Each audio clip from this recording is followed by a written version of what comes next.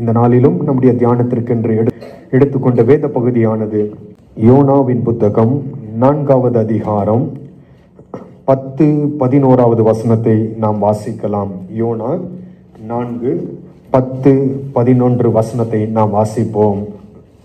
அதற்கு கர்த்தர், நீ பிரயாசப்படாததும் நீ வளர்க்காததும் ஒரு ராத்திரியிலே முளைத்ததும்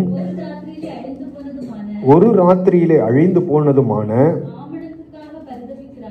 ஆமணக்குக்காக பரிதபிக்கிறாயே, வலதுகைக்கும் இடதுகைக்கும் வித்தியாசம் அறியாத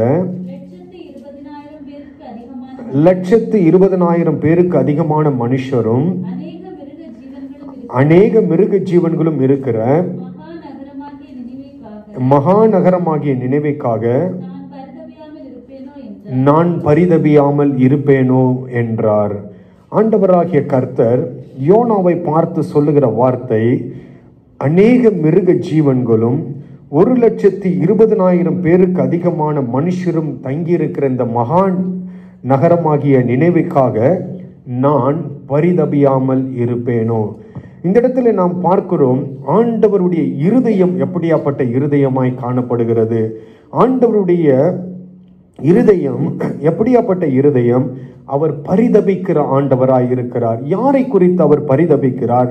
தான் உருவாக்கப்பட்ட, தன்னால் படைக்கப்பட்ட, தன்னால் உருவாக்கப்பட்ட மனிதர்களை குறித்து ஆண்டவர் எப்பொழுதும் என்ன செய்து கொண்டிருக்கிறாராம்? பரிதபித்துக் கொண்டிருக்கிறார், ஏங்கி கொண்டிருக்கிறார். அவருடைய இருதயம் யார் மீதே இருக்கிறது என்றால், அவரால் படைக்கப்பட்ட ஜனங்களின் மீதே அவருடைய இருதயம் காணப்படுகிறது.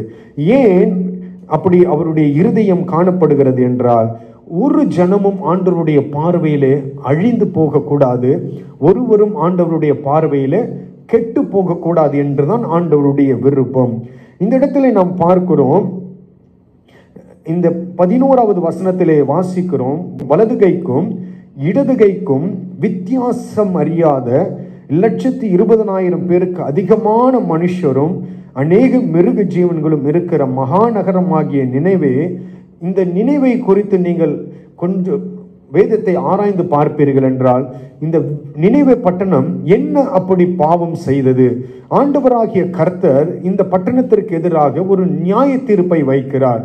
நியாய தீர்ப்பை கொண்டு வந்து வைத்துவிட்டு ஆண்டவர் இப்பொழுது அழிக்க வேண்டும் என்று ஒரு பக்கத்தில் ஆண்டவருடைய இருதயம் ஏங்கிக் கொண்டிருக்கிறது, இன்னொரு பக்கம் அழிக்க கூடாது என்றும் ஆண்டவர் என்ன செய்து கொண்டிருக்கிறார்.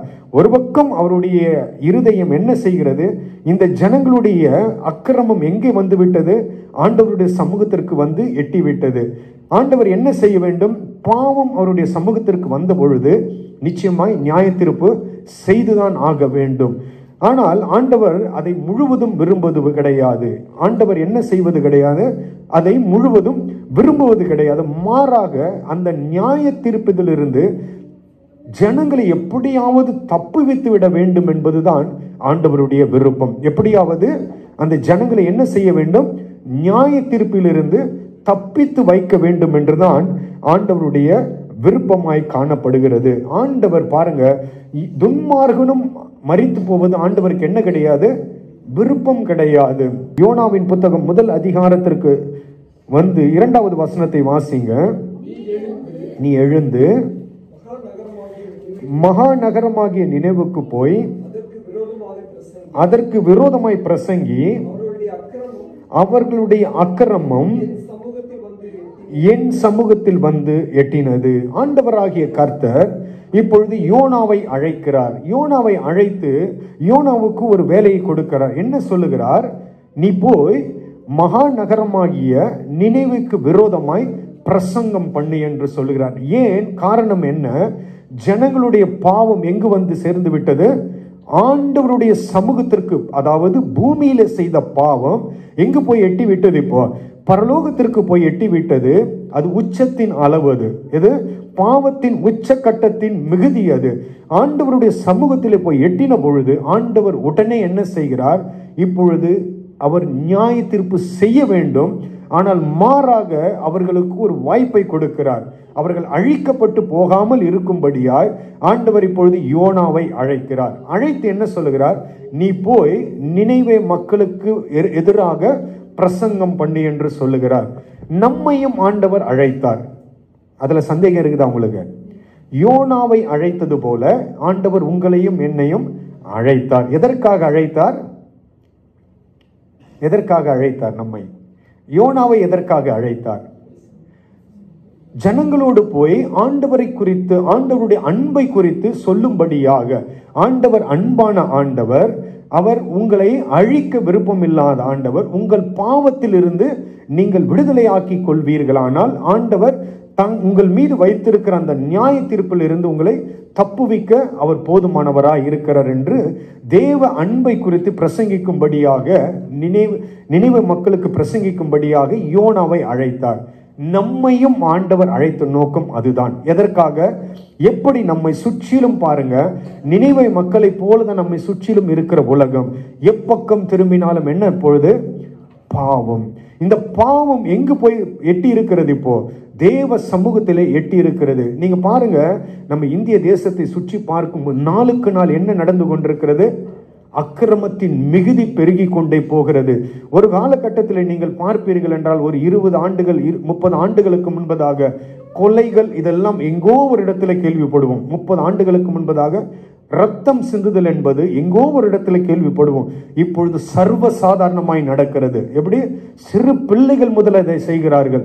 ஏன் என்றால் பிசாசு அவர்களை ஆக்கிரமித்து, பிசாசு அவர்களை எப்படி நடத்துகிறான்? கர்த்தருக்கு விரோதமான செயல்களை செய்ய வைத்து அவர்களை பாவத்தின் மிகுதியால் விழ செய்து, அந்த பாவம் எங்கு எட்ட வேண்டும்?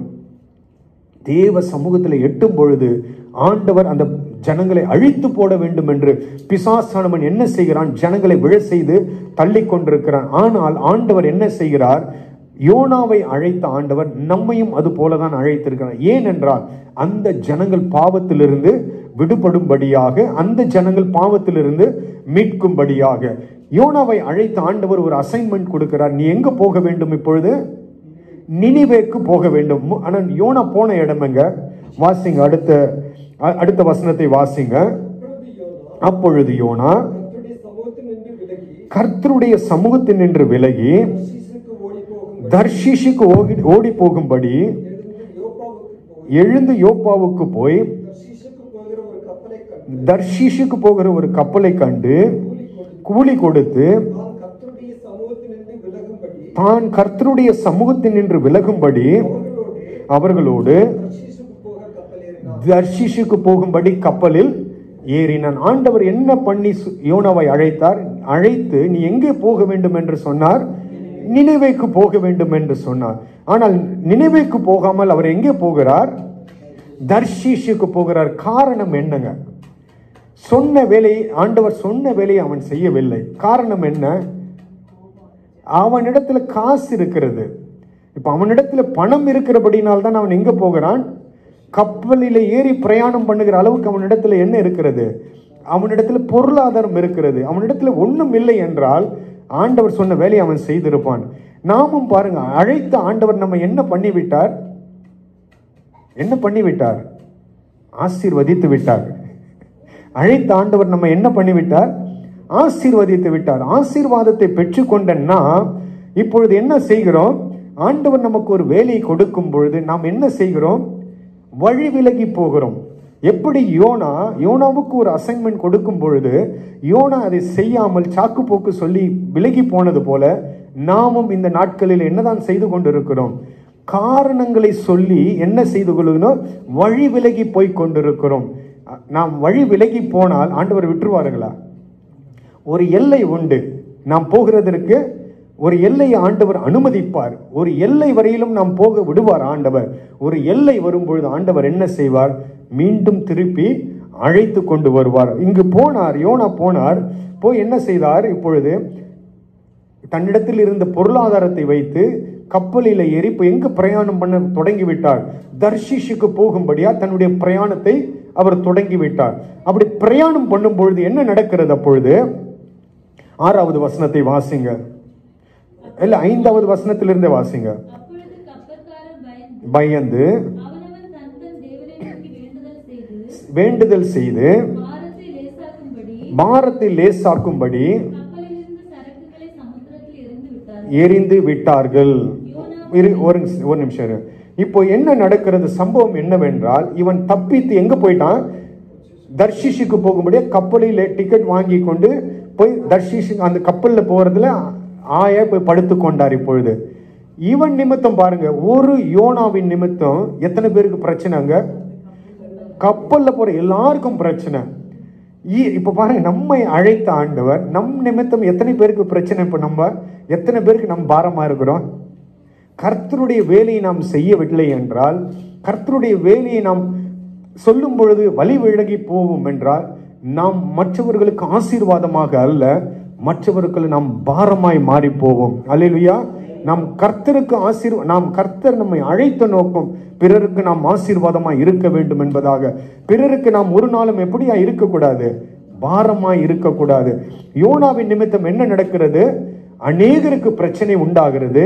இது ஒருவேளை இது நம்முடைய ஆவிக்குரிய வாழ்க்கையில நாம் ஆராய்ந்து பார்ப்போம் என்றால், ஒருவேளை நம் நிமித்தம் நம் குடும்பம் பாதிக்கப்படும்.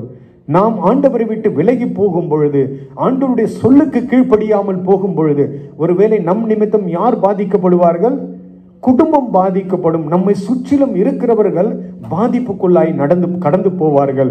அப்பொழுது இப்படியாய் பிரயாணம் பண்ணி போய்கொண்டிருக்கும் வேளையிலே கப்பலிலே என்ன நடக்கிறார்கள்? அவர்கள் பயந்து போய் தங்களுடைய கப்பலிலே காணப்படுகிற சரக்குகளை எல்லாம் தூக்கி எங்கே போடுகிறார்கள்? சமுத்திரத்திலே போடுகிறார். ஏனென்றால் அவர்கள் நினைத்தது என்னவென்றால், கப்பலுடைய வெயிட் அதிகமாக இருக்கும், ஒருவேளை அதை குறைத்தால் கப்பல் காப்பாற்றப்படும் என்ற எண்ணத்தில் அவர்கள் அதை செய்கிறார்கள். ஆனால் என்ன நடக்கிறது? யோனாவோ என்றால் அவர் போய் யோனா என்ன பண்றாரு? ஒரு பக்கம் பிரச்சனை பெரிய ப்ராப்ளம் போய் கொண்டிருக்கு. ஆனால் யோனா எப்படிதான் இருக்கிறார்? அயர்ந்து. இது அப்படியே நம்முடைய ஆவிக்குரிய வாழ்க்கையில் வச்சு பாருங்க. உலகத்திலே எப்பக்கம் திரும்பினாலும் பிரச்சனை தான். ஆனால் ஆவிக்குரிய வாழ்க்கையில நாம் எப்படியா இருக்கிறோம்? அழகா நித்திரை பண்ணி கொண்டிருக்கும். ஒன்றும் தெரியாதது போல, ஒன்றும் அறியாதவர்கள் போல நம்முடைய ஆவிக்குரிய வாழ்க்கையில நாம் காணப்படுகிறோம். அல்லேலூயா. இதற்காக கர்த்தர் நம்மை அழைக்கவில்லை. கர்த்தர் நம்மை அழைத்த நோக்கமே என்னவென்றால், அழிந்து போகிற ஆத்துமாக்களுக்கு சுவிசேஷத்தை அறிவிக்கும்படி, அவர்களை மீட்கும்படியாக. 7வது வசனத்தை வாசிங்க. அவர்கள் யார் நிமித்தம் இந்த ஆபத்து நமக்கு நேரிட்டது என்று நாம் அறியும்படிக்கு என்று சீட்டு போட்டார்கள். யோனாவின் பேருக்கு சீட்டு விழுந்தது. அப்போ என்ன, கப்பல்ல இருக்கிறவர்கள் ஒரு முடிவுக்கு வராங்க. எல்லாருடைய பெயரும் எழுதி நாம் சீட்டு போட்டு குழுக்களில ஒரு சீட்டை எடுப்போம். யார் பெயர் வருகிறதோ அவர்கள் தான் இந்த பிரச்சனைக்கு காரணம். அப்படியா செய்யும் பொழுது யார் பெயர் வந்ததுங்க? யோனாவின் பெயர் வந்தது. அப்பொழுது அவர்கள் அவனை நோக்கி, யார் நிமித்தம் இந்த ஆபத்து நமக்கு நேரிட்டது என்று நீ எங்களுக்கு சொல்ல வேண்டும் என்று. உன் தொழில் என்ன? நீ எங்கே இருந்து வருகிறாய்? உன் தேசம் எது? நீ என்ன ஜாதியான் என்று கேட்டார்கள். அதற்கு அவன், நான் எபிரேயன், சமுத்திரத்தையும் பூமியும் உண்டாக்கின பரலோகத்தின் தேவனாகிய கர்த்தரிடத்தில் பயபக்தி உள்ளவன் என்றான். ஓடி போகிறவன் என்று அறிவித்ததனால் அந்த மனுஷர் மிகவும் பயந்து அவனை நோக்கி, நீ ஏன் இதை செய்தாய் என்றார்கள். இப்போ என்ன நடக்கிறது? சூழ்நிலைகள், பிரச்சனைகள், ரொம்ப போராட்டம், மிகவும் வேதனைக்குரியதாய் காணப்படுகிறது. இவனோ என்ன பண்ணி கொண்டிருக்கிறான்? தூங்கி கொண்டிருக்கும் போது ஒரு சீட்டை போட்டு எடுக்கிறார்கள். யோனாவின் பேர் வந்தது. அப்ப யோனாவிடத்துல விசாரிக்கிறார்கள், நீ எந்த ஊர், எங்கிருந்து வர, உன்னுடைய தொழில் என்ன, உன்னுடைய பின்னணி என்ன என்று கேட்கும் பொழுது அவன் என்ன சொல்லுகிறான்? முதலாவது, நான் யாரு? நான் எபிரேயன். இரண்டாவது என்ன சொல்லுகிறான்? சமுத்திரத்தையும் பூமியும் உண்டாக்கின பரலோகத்தின் தேவனாகிய கர்த்தரிடத்தில். அவன் பயபக்தி உள்ளவனா? அவன் பயபக்தியா இருந்தவனா இருந்தா என்ன பண்ணிருப்பான்? ஆண்டவருடைய வார்த்தைக்கு கீழ்ப்படிந்து போயிருப்பான். ஆனால் அதற்கு முன்பதாக சொன்ன எல்லாம் உண்மை. அது என்ன? சமுத்திரத்தையும் பூமியும் உண்டாக்கின அவன் சொல்றான். யாருகிட்ட சொல்றான்? புறஜாதி ஜனங்களிடத்துல சொல்லுகிறான். இந்த கொந்தளிப்பை கொண்டு வருகிற இந்த சமுத்திரமும் வானத்தையும் பூமியும் உண்டாக்கினது யார் தான்? நான் ஆராதிக்கிற அந்த தேவன் தான் இதை படைத்தார், அவர்தான் இதை உருவாக்கினார், அவருக்கு நான் என்ன பயபக்தி உள்ளவன், அவன் கர்த்தருடைய சமூகத்தில் நின்று விலகி ஓடி போகிறவன் என்று தங்களுக்கு அறிவித்ததனால் அவர்கள் இப்பொழுது மிகவும் பயப்படுகிறார்கள். தொடர்ந்து வாசிங்க.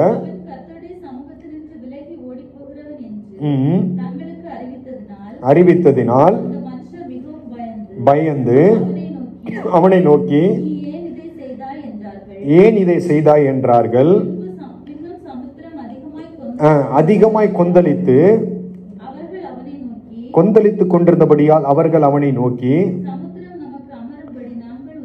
என்ன செய்ய வேண்டும் என்று கேட்டார்கள். இப்போ அவனிடத்துல கேள்வி கேட்கிறார்கள். இப்போ இதற்கு ஒரு முடிவை கட்ட வேண்டும், இதற்கு நாங்கள் என்ன செய்ய வேண்டும் என்று யோனாவிடத்துல கேட்டபோது யோனா என்ன சொல்லுகிறார்? அதற்கு ஒரு வழியை காண்பிக்கிறார். என்ன சொல்லுகிறார்? நீங்கள் என்னை எடுத்து சமுத்திரத்திலே போட்டு விடுங்கள், அப்பொழுது சமுத்திரம் உங்களுக்கு அமர்ந்திருக்கும், நான் அறிவேன் என்றான். அந்த மனுஷர் கரை சேரும்படி தண்டு வலித்தார்கள். வெகு மும்முரமாய் கொந்தளித்துக் கொண்டிருந்தபடியால் அவர்களால் கூடாமற் போயிடுச்சு. அவர்கள் அதிகமாய் பிரயாசப்பட்டு எப்படியாவது சீக்கிரமாய் நாம் இந்த பிரச்சனையிலிருந்து கடலுக்குள்ளாய் போய்விடுவோம் என்று முயற்சிக்கும் பொழுது என்ன நடக்கிறது? பிரச்சனை நாளுக்கு நாள் நேரத்திற்கு நேரம் அதிகமாகி தான் போய் கொண்டிருக்கிறது, முடிவு இல்லை. ஆனால் யோனா என்ன சொல்கிறார்? என்னை தூக்கி நீங்கள் கடலிலே போட்டுருங்கள், பிரச்சனை முடிவுக்கு வந்துவிடும் என்று சொல்லும் பொழுது அவர்கள் என்ன செய்கிறார்கள்? பின்பதாக யோனா சொன்ன மாதிரியே அவனை தூக்கி எங்கே போடுகிறார்கள்? கடலிலே தூக்கி போட்டு விட்டார்கள். அப்பொழுது என்ன நடக்கிறது? 16வது வசனத்தை வாசிங்கள். அப்பொழுது அந்த மனுஷர் கர்த்தருக்கு மிகவும் பயந்து கர்த்தருக்கு பலியிட்டு பொருத்தனைகளை பண்ணினார்கள். இப்பொழுது என்ன நடக்கிறது? இவ்வளவு நேரம் கப்பலில் ஒரு பெரிய போராட்டமும் பிரச்சனையும் நடந்து கொண்டிருந்தது. யார் நிமித்தம்? ஒரு யோனாவின் நிமித்தம் சுற்றி இருக்கிற ஜனங்களுக்கு போராட்டம், பிரச்சனை. அப்பொழுது என்ன நடக்கிறது? யோனாவை தூக்கி கடலில போட்ட பொழுது பிரச்சனை முடிவுக்கு வந்துவிட்டது. இதை பார்த்த ஜனங்கள் என்ன செய்கிறார்கள்? இப்பொழுது கர்த்தரை ஆராதிக்க செய்கிறார்கள், கர்த்தரை தொழுது கொள்ளுங்க. அவர் முதலாவது கர்த்தருக்கு உண்டாகிற அந்த பயம் வருகிறது அவர்களுக்குள்ள. என்ன வருகிறது? கர்த்தர் மேல் இருக்கிற அந்த பயம். ஏன் கர்த்தர் மேல் இருக்கிற அந்த பயம்? எப்படி இந்த பயம் அவர்களுக்குள்ளாய் வந்தது என்றால், சூழ்நிலைகள் அவர்கள் பார்க்கிறார்கள். சூழ்நிலைகளை பார்க்கும் பொழுது வானத்தையும் பூமியும் உண்டாக்கின கர்த்தரால் மாத்திரமே எல்லாவற்றையும் செய்ய முடியும் என்பதை அவர்கள் பார்த்தபடியினால் அவர்கள் என்ன பண்ணுகிறார்கள்? முதலாவது கர்த்தருக்கு பயப்படுகிறார்கள். பயம் வந்தவனே அடுத்ததாக அவர்கள் என்ன செய்கிறார்கள்? கர்த்தருக்கு பலியிட்டு பொருத்தனைகளை பண்ணினார்கள். உடனே அவர்கள் என்ன செய்கிறார்கள்? ஆண்டவரை தொழுது கொள்ளுகிறதை நாம் பார்க்கிறோம். அதற்கப்புறம் நாம் எல்லோருக்கும் தெரியும், ஆண்டவர் என்ன பண்ணார்? யோனாவுக்கு என்று ஒரு மீனை ஆயத்தம் பண்ணினார். அது மீன் வந்து அவனை விழுங்கி எங்கே 3 நாட்களுக்கு பின்பதாக அவனை கரையில கொண்டு போய் போட்டு கக்கி விட்டது என்று நாம் வாசிக்கிறோம். இப்பொழுது 3வது அதிகாரத்திற்கு வருவோம். 3வது அதிகாரத்திற்கு நேராய் திருப்புவோம். முதல் வசனத்தை வாசிங்க. முதல் தரம் ஆண்டவராகிய கர்த்தர் யோனாவை அழைத்தார். அழைத்து என்ன பண்ணார்? நினைவேக்கு போனா, அவன் தர்ஷீஷுக்கு போனான். இப்பொழுது ஆண்டவர் என்ன பண்ணார்? அவனை பாடுகளுக்குள்ளாய் நடத்தி பிரச்சனைகளுக்குள்ளாய் கொண்டு போக செய்து மீண்டும் ஆண்டவர் என்னதான் பண்ணுகிறாரு? எங்கதான் கொண்டு போகிறார்? நினைவேக்கு தான் கொண்டு போகிறார். ஆண்டவர் பாருங்க, ஒருவேளை இன்று நாம் தப்பித்து போகலாம், நாளை ஒருவேளை ஆண்டவருக்கு நாம் வழி, அதாவது ஆண்டவருடைய வேலையை செய்யாமல் தப்பித்து போகலாம். நாள் ஒன்று வரும், மீண்டும் எங்கதான் கொண்டு வருவாரு? உங்களை கொண்டு செய்ய வேண்டியது உங்களை கொண்டு தான் செய்வார். அல்லேலூயா. உங்களை அழைத்த தேவன் உங்கள் மீது ஒரு நோக்கத்தை வைத்து அழைத்தார். உங்கள் ஒவ்வொருவர் மீதும் ஒரு நோக்கத்தை வைத்து அழைத்தார். அது உங்களை கொண்டுதான் ஆண்டவர் நிச்சயமாய் செய்வார். ஒருவேளை இன்று இல்லை என்றால் மீண்டும் ஆண்டவர் நாளை தினம் கொண்டு வருவார். உங்களை வைத்தே அதை செய்வார். ஆண்டவருக்கு இன்னொரு யோனாவை தெரிந்தெடுக்க முடியும். ஆண்டவரால் இன்னொரு யோனாவை உருவாக்க முடியும், தெரிந்தெடுக்க முடியும். ஆனால் ஆண்டவருக்கு இன்னொரு யோனா வேண்டாம். அந்த யோனா தான் வேண்டும். யார் தான் வேணும்? நீங்க தான் வேணும். உங்களை போல 10 பேரை ஆண்டவரால் கொண்டு வர முடியும், செய்ய முடியும். ஆனால் ஆண்டவருக்கு வேற 10 பேர் தேவையில்லை, நீங்க தான் வேணும். அல்லேலூயா. உங்களை கொண்டுதான் ஆண்டவர் செய்ய விரும்புகிறார். இப்ப 2வது தரம் கர்த்தருடைய வார்த்தை யோனாவுக்கு உண்டாகி அவர் இப்பொழுது ஆண்டவர் என்னன்னு சொல்லுகிறார், நீ எழுந்து மகாநகரமாகிய நினைவுக்கு போய் முதலாவது ஆண்டவர் சொன்னார், நீ போய் பிரசங்கி என்று சொன்னார். என்ன சொன்னார் ஆண்டவர்? முதலாவது நீ போ பிரசங்கி. அதாவது ஃபுல்லா அவன் கையில அந்த டோட்டல் கண்ட்ரோல் யார் கையில கொடுத்துட்டாரு? யோனா கையில கொடுத்துட்டாரு. நீ போய் நீ என்ன சொல்றியோ அதுதான் வார்த்தை. ஆனால் இப்பொழுது என்ன பண்ணுகிறார்? 2வது முறை ஆண்டவர் அழைத்து அனுப்பும் பொழுது, நான் என்ன சொல்றேனோ அதான் நீ போய் பேசணும். முதல்ல என்ன சொன்னாரு? நீ என்ன பேசுறியோ அதுதான் வார்த்தை, அதுதான் பிரசங்கம். ஆனால் 2வது முறை ஆண்டவர் என்ன செய்கிறார்? 2வது முறை அழைத்து அனுப்பும் பொழுது, நீ உன் விருப்பம் போல பேசக்கூடாது. நான் என்ன சொல்லுகிறேனோ அதை தான் நீ பேச வேண்டும். அதுதான் சொல்லுகிறார். நான் உனக்கு கற்பிக்கும் வார்த்தை அதற்கு விரோதமாய் பிரசங்கி என்றார். 4வது வசனத்தை வாசிங்க. பிரவேசித்து பிரயாணம் பண்ணி இன்னும் 40 நாள் உண்டு, கவிழ்க்கப்பட்டு போம் என்று கூறினான். இப்ப யோனா என்ன பண்ணுகிறார்? முதல்ல எஸ்கேப் ஆகி போன யோனா இப்பொழுது என்ன பண்ண முடியல, அவர்னால திரும்ப எஸ்கேப் ஆக முடியல. ஏன் அப்படின்னா ஆண்டவர் அப்படியாப்பட்ட ஒரு பாடுகளுக்குள்ளாய் யோனாவை கொண்டு போய் மீண்டும் என்ன செய்கிறார்? அதே வேலையை அவனிடத்தில் கொடுத்து செய்யும்படியாய் சொல்லுகிறார். இப்பொழுது யோனா எங்கு போய்விட்டார்? நினிவே பட்டணத்திற்கு போய்விட்டார். போய்விட்டு அவர் பாருங்க, நகரத்தில் பிரவேசித்து 1 நாள் பிரயாணம் பண்ணி, அப்போ அந்த பட்டணம் எவ்வளவு பெரிய பட்டணம்! 1 நாள் பிரவேசிக்கிற அளவுக்கு, நடந்து போகிற அளவுக்கு பெரிய ஒரு பட்டணமாய் காணப்படுகிறது. போய் என்ன பண்ணுகிறார்? அங்க 40 நாள் உண்டு, அப்பொழுது நினிவே கவிழ்க்கப்பட்டு போவோம். அப்போ ஆண்டவர் இப்பொழுது அந்த பட்டணத்தின் மீது ஒரு நியாய தீர்ப்பு வைத்திருக்கிறார். அந்த நியாய தீர்ப்பிற்கு எத்தனை நாள் கெடு வைத்திருக்கிறார்? 40 நாள் கெடு. அந்த பட்டணம் அழிக்கப்பட்டு போகும்படியாக ஆண்டவர் வைத்திருக்கிற கெடு எத்தனை நாள் என்றால் 40 நாள். நம்மை சுற்றிலும் இருக்கிறாங்க பாத்தீங்களா, பாவத்தில் விழுந்து கிடக்கிற ஜனங்களுக்கு ஆண்டவர் ஒரு கெடுவை வைத்திருக்கிறார், ஒரு நியாய தீர்ப்பை வைத்திருக்கிறார்.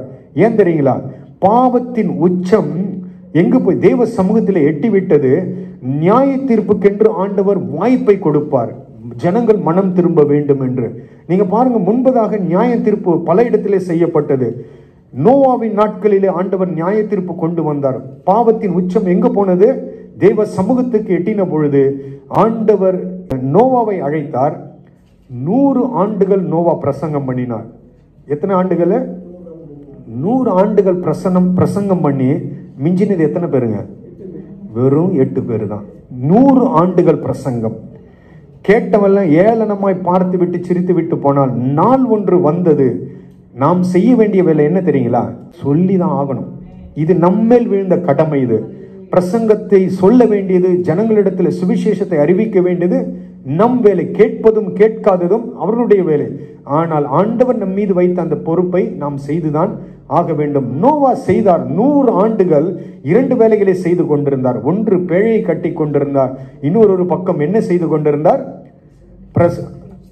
பிரசங்கத்தையும் பண்ணிக்கொண்டு குடும்பத்தையும் நடத்தி கொண்டிருந்தார். எல்லாவற்றையும் சரியாய் செய்திருந்த அந்த மனிதன் நோவா 100 ஆண்டுகள் அந்த பட்டணத்திற்கு என்ன வைக்கப்பட்டிருந்தது? கெடு வைக்கப்பட்டிருந்தது, நியாய தீர்ப்பு வைக்கப்பட்டிருந்தது. யாரும் அதற்கு கீழ்ப்படியவில்லை. ஆண்டவர் அழித்து போட்டார். இங்கு நாம் பார்க்கிறோம், நினிவே நகரத்திற்கு ஆண்டவர் எத்தனை நாள் கெடு வைக்கிறார்? 40 நாட்கள் கெடு வைக்கிறார். நம்மை சுற்றிலும் இருக்கிற ஜனங்கள் அப்படிதான். ஆண்டவர் ஒவ்வொருவருக்கும் ஒரு கெடு வைத்திருக்கிறார். அதிலிருந்து தப்பித்து அவர்களை கொண்டு வர வேண்டும் என்பதுதான் ஆண்டவருடைய விருப்பம். அப்போ அதை கொண்டு போய் சொல்வது யார் இருக்கிறார்கள்? கொண்டு போகிறதற்கு யார் இருக்கிறார்கள்? அவர்களை தப்பிக்க வைக்கிறதற்கு யார் இருக்கிறார்கள்? நாம் தான் இருக்கிறோம். ஆண்டவர் நம்மை நம்பி அழைத்திருக்கிறார். நம்மை எப்படி யோனாவை அழைத்தாரோ அப்படியே தான் நம்மையும் நம்பி அழைத்திருக்கிற ஆண்டவர். ஏன் இவர்கள் செய்த பாவம் என்ன? அப்படி என்ன இவர்கள் பாவம் செய்தார்கள்? நீங்கள் உலகத்திலே பார்க்கும் பொழுது எல்லோரும் பாவம் செய்கிறார்கள். இவர்களுடைய பாவத்திற்கு ஏன் ஆண்டவர் அவ்வளவு வைராக்கியம் கொண்டார்? ஏன் அந்த இடத்துல அழிக்கும்படியா இந்த விசேஷித்த நம்ம இந்த நினிவே பட்டணத்தை மாத்திரமே ஆண்டவர் ஏன் அந்த காலகட்டத்தில் அழிக்கும்படியாய் தெரிந்து கொண்டார்? இதை நாம் அறிய வேண்டும். வாசிப்போம். நாகூமின் புத்தகம், நாகூம் தீர்க்க தரிசன புத்தகம், முதல் அதிகாரம் முதல் வசனத்தை வாசிங்க. நினிவேயின் பாரம் எல்கோசான் ஆகிய, பாருங்க இந்த நாகும் எதை குறித்து எழுதுகிறார் என்றால், எதை குறித்து எழுதுகிறார் என்று பார்க்கும் பொழுது நினைவை குறித்து எழுதுகிறதை நாம் பார்க்க முடிகிறது. அதே நாகும் 3வது அதிகாரம் முதல் வசனத்தை வாசிங்க. இரத்த பழிகளின் நகரத்திற்கு ஐயோ, அது வஞ்சகத்தினாலும் கொடுமையினாலும் நிறைந்திருக்கிறது, கொள்ளை ஓயாமல் நடக்கிறது. என்ன இந்த தேசம் என்ன செய்தது என்று பார்ப்பீர்கள் என்றால், இவர்கள் இரத்த பழிகள். அப்போ என்ன நடந்தது இந்த நினைவே பட்டணத்தினால்? ஒருத்தன் இன்னொருவனை கொன்று போடுகிற ஒரு பட்டணமாய் காணப்படும், கொலை வெறி நிறைந்த ஒரு பட்டணமாய் இந்த பட்டணம் காணப்படுகிறது. நம்ம எல்லோருக்கும் தெரியும், தேசத்தில் ரத்தம் சிந்தும் பொழுது தேசம் சபிக்கப்பட்டு போகிறது என்று வசனம் சொல்லுகிறது. தேசத்தில் என்ன நடக்கிறது? ரத்தம் சிந்தப்படும் பொழுது தேசம் எப்படியாய் மாறி போகிறது? சபிக்கப்பட்ட தேசமாய் மாறி போகிறது. ஒவ்வொரு ரத்தமும் பூமியில விழும்போது அந்த ரத்தம் யாரை நோக்கி கூப்பிடுகிறது? பரத்தை நோக்கி கூப்பிடுகிறது. ஆபேலின் ரத்தம் யாரை நோக்கி கூப்பிட்டது? கர்த்தரை நோக்கி கூப்பிட்டது. அதே போல பூமியில சிந்தப்படுகிற ஒவ்வொரு, அதாவது இந்த நினைவே பட்டணத்தின் ஜனங்கள் என்ன செய்ய, ஒருத்தன் இன்னொருத்தனை கொன்று போடுகிறான். அவர்களுடைய ரத்தம் பூமியில விழும் பொழுது அவர்கள் யாரை நோக்கி கூப்பிடுகிறார்கள்? கர்த்தரை நோக்கி கூப்பிடும் பொழுது அது மிகுதியாய் காணப்படும். அதுதான் ஆண்டவர் சொல்கிறார், அவர்களுடைய பாவம் எப்படியாய் காணப்படுகிறது? மிகுதியாய் காணப்பட்டு என்னை நோக்கி கூக்குரலிட்டு கொண்டிருக்கிறது. நாளுக்கு நாள் நான் சொன்னேன், கொலை சாதாரணமாய் ஆகிவிட்டது. இரத்த பழிகள் பெருக பெருக ஒன்று நாம் நிச்சயித்துக் கொள்ள வேண்டும், ஆண்டவர் அந்த பட்டண தேசத்தின் மீது என்ன வைத்திருக்கிறார்? நியாய தீர்ப்பு வைத்திருக்கு. ஒரு நாள் அழிக்கப்பட்டு போகும். அந்த தேசத்திலே உங்களுடைய பெற்றோர் இருக்கிறார்கள், உங்களுடைய சொந்தங்கள் இருக்கிறாங்க, உங்களுடைய உறவினர் எல்லாம் இருக்கிறார்கள். சேர்த்து கவிழ்க்கப்பட்டு போய்விடக்கூடாது. அல்லேலூயா. அவர்கள் கவிழ்க்கப்பட்டு போகக்கூடாது என்றால் நீங்கள் எச்சரிப்பாய் இருக்க வேண்டும். நீங்கள் யாருக்கு ஊழியம் செய்ய வேண்டும்? கர்த்தருக்கு அவர்களை குறித்து அறிவிக்க வேண்டும். துன்மார்க்கத்திலிருந்து அவர்களை விடுவிக்க வேண்டியது நம்முடைய வேலை. அல்லேலூயா. இந்த ஜனங்கள் என்ன செய்கிறார்கள்? ஒருவனை ஒருவன் கொன்று போடும் பொழுது, அவனுடைய ரத்தம் பூமியில விழும்போது, அந்த ரத்தம் யாரை நோக்கி கூப்பிடு? கர்த்தரை நோக்கி கூப்பிடும் பொழுது உடனே ஆண்டவர் என்ன வைக்கிறார்? நியாய தீர்ப்பை முன்குறிக்கிறார். அந்த நியாய தீர்ப்பிலிருந்து அவர்கள் தப்பிக்க வேண்டும் என்றால் நம் மீது வைக்கப்பட்ட ஒரு கடமை அது. நாம் அவர்களை காப்பாற்ற வேண்டும். அவர்களுக்கு சுவிசேஷத்தை அறிவிக்க வேண்டியது உங்கள் குடும்பத்திற்கு நீங்க தான் சுவிசேஷத்தை சொல்லணும். உங்கள் குடும்பத்திற்கும் உங்கள் உறவினர்களுக்கும் வெளியிலிருந்து வந்து சொல்ல மாட்டாங்க. அதற்காக தான் ஆண்டவர் உங்களை எங்கு வைத்திருக்கிறார்? ஆலயத்திற்குள்ளாய் வைத்து உங்களை ரட்சித்திருக்கிறார். இது உங்கள் மீது விழுந்த கடமை. நீங்கள் செய்யவில்லை என்றால் ஆண்டவர் ஒரு நாள் வரும், உங்களை நிச்சயமாய் நியாயாசனத்திலே கணக்கு கேட்பார். இவ்வளவு நாள் கொடுத்தேனே, இவ்வளவு ஆயுசை கொடுத்தேனே, இவ்வளவு நேரம் கொடுத்தேனே, இவ்வளவு வசனத்தை கேட்டாய, சத்தியத்தை கேட்டாய, என்ன செய்தாய் எனக்காய்? என்ன செய்தாய்? என் சித்தத்தின்படி நீ வாழ்ந்தாயா? ஆண்டவர் ஒரு நாள் அங்கு வரும்பொழுது நம்மிடத்துல கணக்கு கேட்பார். அப்போ இந்த ஜனங்களுடைய அக்கிரமம் என்னவென்றால் இரத்த பழிகள். அது பாருங்க, அந்த வசனத்தின் கடைசி பகுதியில் வாசித்து பாருங்க. அது என்ன சொல்லுகிறது? கொள்ளை ஓயாமல் தொடர்ந்து மீண்டும் மீண்டும் அந்த தவறை அவர்கள் செய்து கொண்டே இருக்கிறதை நாம் பார்க்க முடியும். ஆதலால் தான் ஆண்டவர் பார்க்கிறார், இந்த பட்டணத்தை அழிக்க வேண்டும் என்று தீர்மானித்து யோனாவை அனுப்புகிறார். யோனா வந்தார். வந்து என்ன செய்கிறார்? அதை யாருக்கு அறிவிக்கிறார்? பட்டணத்திற்கு அறிவிக்கும் பொழுது தேசத்தின் ராஜாவும் எல்லோரும் என்ன செய்கிறார்கள்? இப்பொழுது வாசிங்க இந்த செய்தி, 6வது வசனம், யோனா 3:6. இந்த செய்தி எட்டின பொழுது அவன் தன் சிங்காசனத்தை விட்டு எழுந்து கழட்டி போட்டு இரட்டை உடுத்தி கொண்டு சாம்பலிலே உட்கார்ந்தான். மேலும் ராஜா தன் பிரதானிகளும் கட்டளையாக மிருகங்களும் மாடுகளும் ஆடுகளும் ஒன்றும் ருசி பாராதிருக்கவும் மனுஷரும் மிருகங்களும் ரெட்டினால் மூடிக்கொண்டு தேவனை நோக்கி உரத்த சத்தமாய் கூப்பிடவும் அவரவர் தம் தம் பொல்லாத வழியை தம்முடைய கைகளில் உள்ள கொடுமையை விட்டு திரும்ப கடவர்கள் என்று கட்டளை ராஜாவின் இடத்தில் ஒரு கட்டளை பெறப்பட்டு போகிறது. இந்த கட்டளையை கேட்ட ஜனங்கள் என்ன செய்கிறார்கள்? அப்படியே செய்கிறார்கள். இந்த கட்டளை எங்கிருந்து புறப்பட்டு போனது? யோனாவின் மூலமாய் ராஜாவுக்கு போகிறது. ராஜா என்ன பண்ணுகிறார்? கேட்டு அப்படியே செய்கிறார்கள். 10வது வசனத்திலே வாசிக்கிறோம், பொல்லாத வழியை விட்டு திரும்பினார்கள் என்று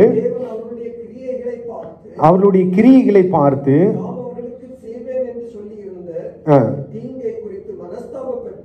அதை செய்யாது இருந்தார். இப்ப ஆண்டவர் என்ன செய்தார்? அவர்களை அழிக்க வேண்டும் என்று தீர்மானித்திருந்தார். என்ன நடந்தது? போய் யோனா அவர்களிடத்திலே சுவிசேஷத்தை அறிவித்தான். ஜனங்கள் அப்படியே கீழ்ப்படிந்தார்கள். என்ன செய்தார்கள்?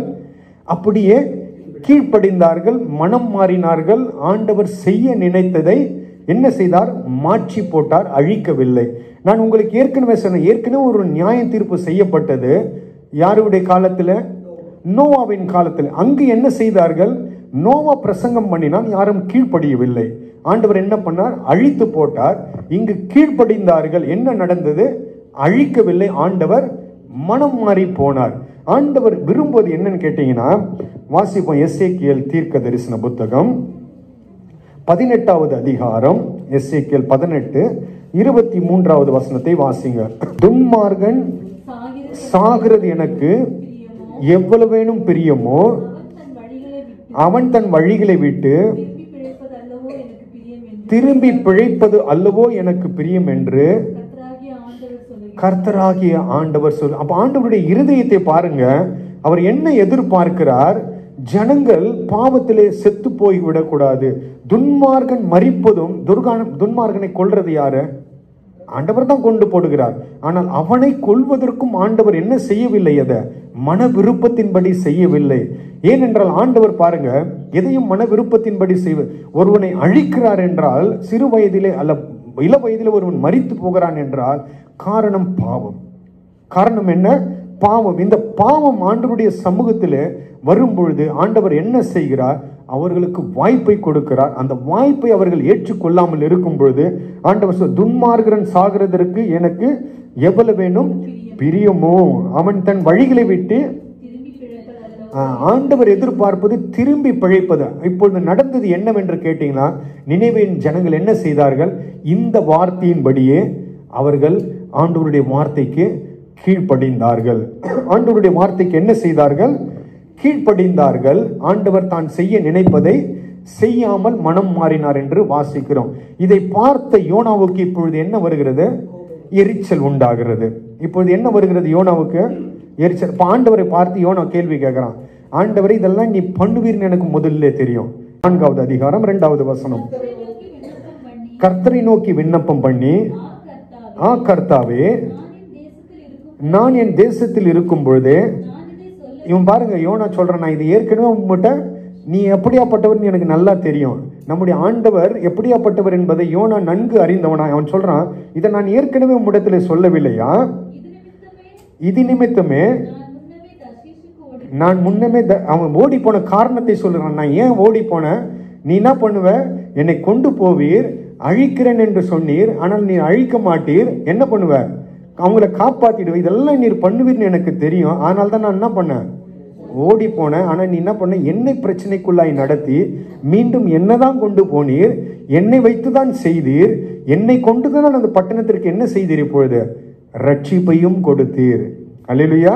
இப்ப அது சொல்றான் பாருங்க ஆண்டவரிடத்துல. நீர் இன்னும் நீ சொல்லிவிட்டு என்ன சொல்லுகிறார்? இப்போ சொல்றான், நீர் இரக்கமும் மன உருக்கமும் நீடிய சாந்தமும் கிருபையும் உள்ளவரும் தீங்குக்கு மனஸ்தாபப்படுகிறவருமான தேவன் என்று அறிவன். அவன் தேவனை எவ்வளவு அழகாக அறிந்து வைத்திருக்கிறான் பாருங்க. அவர் எப்படியாப்பட்டவரா? இரக்கமும் மனதுருக்கமும் நீடிய சாந்தமும் மிகுந்த கிருபையும் உள்ளவர், தீங்குக்கு மனஸ்தாபப்படும். நம்முடைய ஆண்டவர் பாருங்க, உன்னை அழிக்கிறார் என்றால், ஒருத்தனை கொன்று போடுகிறார் என்றால் ரொம்ப வேதனைப்படுவார். அவருடைய இருதயம் என்ன நடக்கிறது தெரியுங்களா? ஒரு துன்மார்கனை ஆண்டவர் அழிக்கும் பொழுது ஆண்டவர் மிகவும் வேதனைப்படுகிறார். நான் இவன் சாவது எனக்கு பிரியமில்லை, ஆனால் என்ன, ஆண்டவர் செய்துதான் ஆக வேண்டும். ஏனென்றால் அவன் பாவத்தின் உச்சம் அது. ஆண்டவர் அதை செய்துதான் ஆக வேண்டும். நான் எத்தனையோ முறை வாய்ப்பை கொடுத்தேன், வாய்ப்பு அவன் பயன்படுத்தி கொள்ளவில்லை. இந்த இடத்துல பாருங்க, இவர்கள் வாய்ப்பை பயன்படுத்தினார்கள், இவர்களுக்கு ஆண்டவர் இறங்கினார். இந்த ஆண்டவர் உங்களை பார்த்து சொல்லுகிற காரியம், எத்தனையோ பேர் இந்த நாள் ஆண்டவர் அழிக்க ஒருவேளை இன்று கடைசியான நாளா இருக்கலாம், அவர்களுக்கு நியாய தீர்ப்பின் கடைசி நாளா இன்று இருக்கலாம். நீங்கள் போய் சொல்லுகிற ஒரு சுவிசேஷம், நீங்கள் போய் சொல்லுகிற ஒரு வார்த்தை அவர்களை அழிவிலிருந்து காப்பாற்றும். அல்லேலூயா. ஆண்டவர் ஒவ்வொருவர் இங்க பார்த்தனா, நினிவேவுக்கு எத்தனை நாள் அவகாசம்? 40 நாள். அதுபோல ஒவ்வொருடைய மனிதனுக்கும் அவகாசத்தை ஆண்டவர் வைத்திருக்கிறார். ஒருவேளை இன்று நீங்கள் போய் சொல்லுகிற சுவிசேஷமானது அவர்களுடைய ஆயுசின் கடைசி நாளா இருக்கலாம். அதிலிருந்து அவர்களை தப்ப வைக்கிறது உங்களுடைய வேலையா இருக்கலாம். அதை நாம் செய்யாமல் போகும் பொழுது என்ன தெரியுங்களா நடக்கும்? பரலோகத்திலே நாம் போய் நிற்போம். ஆண்டவர் என்ன தெரியுங்களா சொல்வாரு? உங்களை நான் அறியேன். உன் நிமித்தம் ஒருத்தன் மரித்து போனான், உனக்கு கொடுக்கப்பட்ட அந்த வேலையை நீர் சரியாய் செய்யவில்லை, நீ போய் அந்த வேலையை செய்திருப்பாய் என்றால், ஒரு வார்த்தை என்னை குறித்து சொல்லி இருப்பீர் என்றால், அவன் மனம் திரும்பி இருப்பான், அவன் செய்கிற தீங்கை விட்டு விலகி இருப்பான். அவன் என்ன ஆயிருக்கும்? அவனுடைய ஆயுசு கூடியிருக்கும். அவன் கர்த்தருக்காய் மாறியிருப்பான், கர்த்தருடைய பிள்ளையாய் மாறியிருப்பான். அதை செய்ய யார் தவறி போனது? யோனாவை போல நாம் தவறி போவோம் என்றால், நாம் ஒவ்வொருவரும் ஒரு நாள் ஆண்டவருடைய சமூகத்தில் நிற்கும் பொழுது நிச்சயமாய் கணக்கு கொடுத்தே ஆக வேண்டும். இல்லை நான் அப்போ பார்த்துக்கலாம் அப்படின்னா, உங்களுக்கும் ஆண்டவருக்கும். வாசிப்போம் தொடர்ந்து. 3வது வசனத்தை வாசிங்க. இப்பொழுதும் கர்த்தாவே எடுத்துக்கொள்ளும். இவன் என்ன சொல்றான் பாருங்க, அவர்கள் ஜனங்கள் காப்பாற்றி போட்டு போனார்கள், ஜனங்கள் அழிவிலிருந்து மீட்கப்பட்டு போனார்கள். இவனுக்கு எவ்வளவு எரிச்சல் பார்த்தீங்களா? இவன் என்ன சொல்றான்? ஆண்டவர் ஏன் உயிரை எடுத்துரு, நான் போறேன், என்னை நீர் கொன்று போடும். எதற்காக? அவர்கள் ரட்சிக்கப்பட்டார்கள் என்பதற்காக, அவர்கள் விடுவிக்கப்பட்ட. இப்படியா நாம் செய்ய வேண்டும்? நாம் பிறரை பார்த்து எரிச்சல் அடையக்கூடாது. நம்ம என்ன ஒரு சில நேரத்தில் நம்ம சொல்லுவோம் பார்த்தீங்களா, அவன் செஞ்சதுக்கு அவனுக்கு வேணும், அது நம்ம சொல்றோம் பார்த்தீங்களா, அவன் செஞ்சதுக்கு, அவன் மண்ண அக்கிரமத்துக்கு என்ன அது அவனுக்கு அது வேணும். இதெல்லாம் ஆண்டவர், இது நம்முடைய மனுஷ பார்வையில நாம் சொல்லுகிறோம், இது நம்முடைய மாம்சீகத்தில் சொல்லுகிறோம். கர்த்தர் அப்படி பார்ப்பதில்லை. கர்த்தர் என்ன பார்க்கிறார்? அந்த பாவத்திலிருந்து அவன் எப்படியாவது தப்பித்துக் கொள்ள வேண்டும், அந்த நியாய தீர்ப்பிலிருந்து அவன் எப்படியாவது விடுவிக்க வேண்டும் என்றுதான் ஆண்டவருடைய. ஆனால் நாம் என்ன சொல்லுவோம்? ஏதாவது ஒன்று அவன் தவறு செய்து அவனுக்கு ஏதோ ஒன்று ஆகி போச்சுன்னு வச்சிங்களேன், வியாதியின் படுக்கையிலே படுக்கை ஆயிட்டான்னு வச்சுன்னா நம்ம சொல்லுவான், அவன் பண்ணதுக்கு இதுவும் வேணும், இதுக்கு மேலே வேணும் நம்ம சொல்றோம் பார்த்தீங்களா. ஆனால் ஆண்டவர் அப்படி பார்ப்பது கிடையாது. ஆண்டவர் என்ன, அவனை எப்படியாவது காப்பாற்றிட வேண்டும், அவனை எப்படியாவது கர்த்தருக்குள்ளாய் கொண்டு வந்து அவனுடைய பெயர் எங்கே எழுதப்பட வேண்டும்? ஜீவ புஸ்தகத்தில் அவன் பெயர் இதுதான் ஆண்டவருடைய விருப்பம், அதுதான் அவருடைய இருதயம். அதுதான் வசனத்தை நாம் வாசித்தோம். நினிவே பட்டணத்திற்காக, அந்த ஜனங்களுக்காக என்னுடைய இருதயம் பரிதபியாமல் இருக்குமோ? ஆண்டவருடைய இருதயம் எப்பொழுதும் என்ன செய்து கொண்டிருக்கிறது? நியாய தீர்ப்பு வைக்கப்பட்ட அவர்களுக்காய் பரிதபித்து கொண்டே இருக்கிறது. நினைவுக்காக பரிதபித்த ஆண்டவர் இன்று எத்தனை பேர் மரித்து போவாங்களோ நமக்கு தெரியாது. நியாய தீர்ப்பு நிமித்தம் இன்று எத்தனை பேர் கொல்லப்பட்டு போவார்களோ அவர்களுக்காய் அவருடைய இருதயம் என்ன செய்து கொண்டிருக்கிறது? பரிதபித்து கொண்டிருக்கிறது. யார் யோனாவை போல போக போகிறோம்?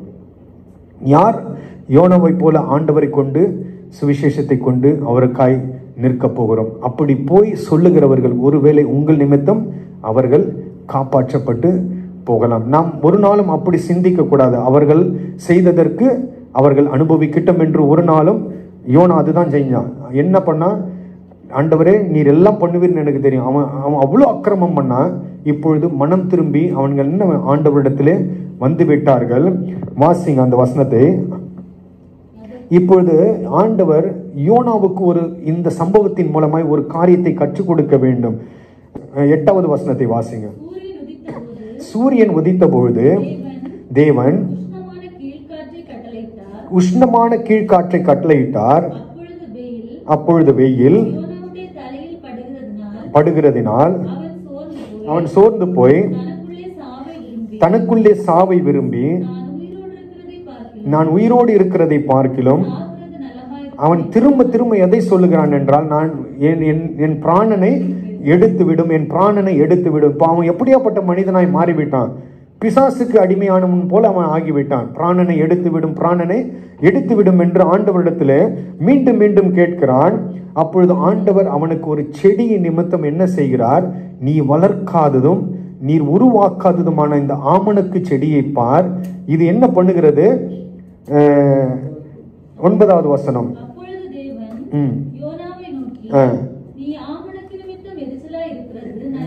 நல்லதோ என்றார்.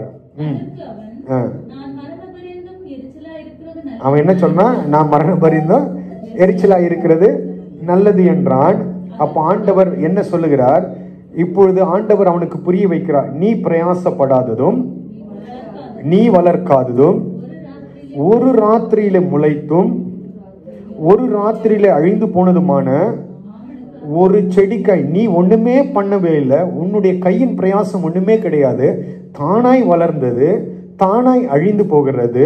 அதற்கு நீ ஒன்றும் பிரயாசம் படாத பொழுது அந்த செடிக்காக நீ இவ்வளவு பரிதபிக்கிறாயே.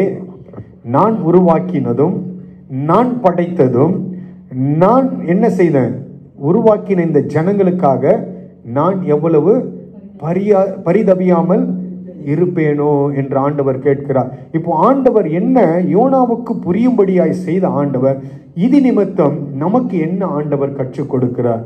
நாம் பிறரை பார்த்து நாம் என்ன செய்யக்கூடாது? எரிச்சல் அடையக்கூடாது. அவர்கள் பாவம் செய்கிறார்கள் என்றால் அந்த பாவத்திலிருந்து வெளியே கொண்டு வருவது நாம் போய் ஒரு வார்த்தை சொல்லுவோம், அவ்வளவுதான். கேட்பதும் கேட்காததும் அவருடைய வேலை. கேட்பதும் கேட்காததும் அவருடைய வேலை. ஆனால் சொல்ல வேண்டியது நம்முடைய வேலை. நீங்க பாருங்க, ஆதி ஆகமத்துல ஆண்டவர் எப்பொழுதும் பாருங்க ஒரு நியாய தீர்ப்பு ஒன்று வைத்து அந்த நியாய தீர்ப்பை நிறைவேற்றுவதற்கு முன்பதாக தம்முடைய பிள்ளைகளோடு ஆண்டவர் அதை வெளிப்படுத்துவார். ஒரு காரியத்தை ஆண்டவர் ஒரு அழிவை கொண்டு வருகிறார் என்றால் அந்த அழிவை ஆண்டவர் யாருக்கு தெரியப்படுத்துவார் தெரியுங்களா? தன்னுடைய பிள்ளைகளுக்கு தெரியப்படுத்தும். ஆண்டவர் சோதம் குமாரவை அழிப்பதற்கு முன்பதாக யாரிடத்துல பேசினார்? ஆபிரகாம் இடத்துல ஆண்டவர் பேசினார். ஏன் ஆண்டவர் ஆபிரகாம் இடத்துல வந்து சொல்ல வேண்டும்? ஏன் ஆண்டவர் நம்மோடு பேசுகிறார்? ஆபிரகாம் தேவ சமூகத்தில் போய் நின்னான். ஆண்டவர் சோதம் குமாரவை அழிப்பேன் என்று சொன்ன பொழுது உடனே அவன் என்ன பண்ணுகிறான்? ஆண்டவரோடு வழக்காட ஆரம்பிக்கிறான். வழக்காட மீன்ஸ் ஆண்டவரோடு ஜெபிக்க ஆரம்பிக்கிறான். அதை அவன் செய்தான். ஜெயித்தான். ஆபிரகாம் தோற்று போனான். ஆனால் செய்ய வேண்டியது அவனுடைய வேலை. செய்தான். அதை யார் செய்தது? ஆபிரகாம் செய்தான். ஆண்டவர் ஏன் நமக்கு சொல்லுகிறார், நம்மோடு பேசுகிறார்? நாம் செய்ய வேண்டும். கேட்பதும் கேட்காததும் ஜனங்களுடைய வேலை. சொல்ல வேண்டியது நம்முடைய ஆண்டவருடைய சமூகத்திலே நாம் ஜெபிக்கிறவர்களை. ஆபிரகாம் பாருங்க, ஆண்டவருடைய சமூகத்துல போய் 3 பேர் வந்தார்கள். நமக்கு தெரியும் அந்த சம்பவம். 3 பேர் யாரை தேடி வந்தாங்க? 3 தூதர்கள் என்று எழுதப்பட்டிருக்கிறது. அதுல 3 பேரும் தூதர்கள் அல்ல, 2 பேர் தூதர்கள். 3வது யாரு? ஆண்டவராகிய இயேசு. எப்படி தெரியும்னு கேக்குறீங்களா நீங்க? நீங்க போய் நேரா இருந்து பார்த்த மாதிரி சொல்றீங்க. ஆண்டவராகிய இயேசு கிறிஸ்துவும் பழைய ஏற்பாட்டு காலத்திலே அவரும் எப்படியாக தான் சொல்லப்பட்டிருந்தார். அது மாத்திரமல்ல, வாசிங்க ஆதியாகமம் 19வது அதிகாரம். ஆதியாகமம் 19வது அதிகாரம் முதல் வசனத்தை வாசிங்க. அப்போ 3 பேர்ல 2 பேர் யாரு? 2 பேர் தூதர். அவர்கள் எங்கே போகிறார்கள்? சாயங்காலத்திலே. அப்ப 2 பேர் சோதோமுக்கு போகிறார்கள். கண்டு எதிர்கொண்டு தரை மட்டும் குனிந்து, போதும் போதும் போதும். இப்ப 3 பேர் வந்தாங்க. எத்தனை பேர் தான் சோதோமுக்கு போனாங்க? 2 பேரை குறித்து என்ன சொல்லுகிறது? 2 தூதர்கள் என்று. அப்ப யாரோடு அங்கு ஆபிரகாம் பேசி கொண்டிருக்கிறார்? இயேசு கிறிஸ்துவோடு நின்று ஜெபம் பண்ணி கொண்டிருக்கிறார். என்ன சொல்லுகிறார்? 50 நீதிமான்கள் இருந்தால் தேசத்தை அழிப்பீரோ. அப்புறம் எத்தனை கேட்கிறாரு? 40, அப்புறம் 30, அப்புறம் 20. அப்புறம் என்ன பண்ணாரு? அதுக்கப்புறம் நிறுத்துந்து யாரு? ஆபிரகாம் தான் நிறுத்திட்டாரு. ஆபிரகாம் கேட்டிருந்தாருன்னு வச்சுங்களேன், ஒரு நீதிமான் இருந்தா தேசத்தை ஆண்டவர் என்ன பண்ணிருப்பாரு? அழிக்கமா. நிறுத்தந்து யாரு? ஆபிரகாம் நிறுத்திட்டார். ஆபிரகாம் என்ன பண்ணிருக்கணும்? கேட்டிருக்கணும். ஆனால் ஆபிரகாம் என்ன செய்தார்? 10ஓடு நிறுத்திட்டாரு. கேட்டிருந்தால் ஆண்டவர் ஒரு நீதிமான் நிமித்தம் தேசத்தை அழித்திருக்க மாட்டார். என்ன செய்தார்? சோதம் குமரோவுக்கு போனார்கள். பட்டணம் நியாய தீர்ப்புக்காக வைக்கப்பட்ட பட்டணம் அழிக்கும்படியாக போனார்கள்.